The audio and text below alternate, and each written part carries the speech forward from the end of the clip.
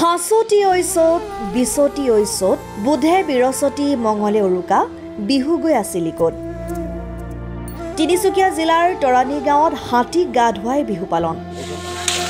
হাঁচতি ঐচত বিচতি ঐচত বুধে বিৰচতি মঙলে উৰুকা বিহু গৈ আছিল ক'ত। এই বিহু নামেৰে অসমৰ অন্যতম আদিম ভূমিপুত্ৰ মৰাণ জনগোষ্ঠীৰ বহাগ বিহু আৰম্ভ হয়। অসমৰ অন্যতম আদিম ভূমিপুত্ৰ মৰাণ জনগোষ্ঠীৰ আজি গৰু বিহু।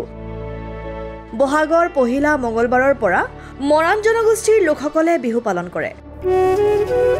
মঙলবাৰে উৰুকা পালন কৰাৰ পাছত বুধবাৰে গৰু বিহু পালন কৰা হয়।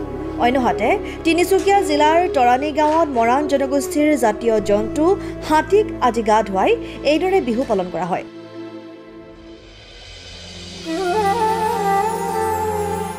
তৰাণী গাঁওখনত থকা কেইবাটাও হাতী পুখুৰীলৈ আনি গা ধুৱাই স্বকীয় পৰম্পৰাৰে এইদৰে বিহু পালন কৰা দেখা যায়। মৰাণ জনগোষ্ঠীৰ জাতীয় জন্তু হাতীক গা ধুৱাই থকা নান্দনিক পৰিৱেশ চাবলৈ ওলাই আহিল স্থানীয় লোকসকল। হাতীয়ে পুখুৰীত জলকেলি কৰা দৃশ্যই আমোদ দিয়ে সকলোকে। মঙলবাৰৰ দিনটো উৰুকা, বুধবাৰৰ দিনটোত গৰু বিহু পালন কৰি বৃহস্পতিবাৰৰ পৰা মানুহ বিহু হিচাপে পালন কৰা হয়।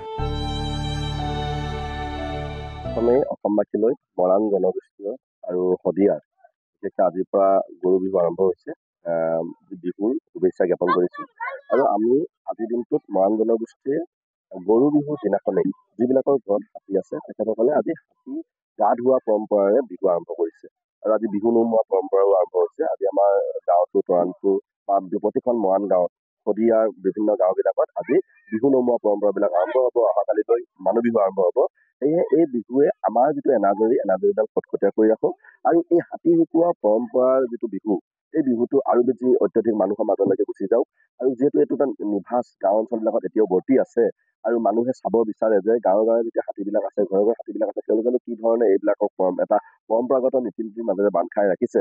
এই কথা বতৰাবিলাক মানুহে চাব বিচৰা কিছু কথা। আৰু আমি আহ্বান জনাওঁ আপোনালোকৰ টেলিভিশ্যনৰ মাধ্যমেৰে এই হাতী যিবিলাকৰ গৰাকী, যিবিলাক মালিক, তেখেতসকলে হাতী এটা ধৰি ৰখাটো, ঘৰখনত পোহপাল দিয়াটো এটা কষ্টকৰ হৈ পৰিছে। তেওঁলোকৰ কাৰণে এটা যথেষ্ট খৰচী কাৰবাৰ হৈ পৰিছে। এই ক্ষেত্ৰত চৰকাৰে এই গোটেই কাৰবাৰটোত হাত উজান দিয়াটো খুব জৰুৰী হ'ব। আজি হাতী বিহুৰ দিনটোতে বা গৰু বিহুৰ দিনটোতে আমি অসম চৰকাৰলৈ এই কথা বতৰাবিলাক আহ্বান জনাব বিচাৰোঁ যে এই হাতী পোহা ঘৰবিলাকত চৰকাৰী কোনোবা স্কিমেৰে কিন্তু বান্ধি ৰখাটো খুব জৰুৰী হৈ পৰিছে। অন্যথা আহিব লগা দিনত অসমৰ চহকী কালচাৰ এটা, অসমৰ সম্ভ্ৰান্ত প্ৰতীক এটা চিহ্ন হাতী বা মৰাণ জনগোষ্ঠীৰ এটা জাতীয় জন্তুক আমি অন্ততঃ গাঁওবিলাকৰ পৰা ঘৰবিলাকৰ পৰা হেৰুৱাবৰ কাৰণে উপক্ৰম কৰিম নেকি, এই ভয়টো সন্মুখত ৰাখি আজি বিহুৰ দিনটোত এই কথা বতৰাবিলাক চৰকাৰৰ ঘৰলৈকে আহ্বান জনাইছোঁ।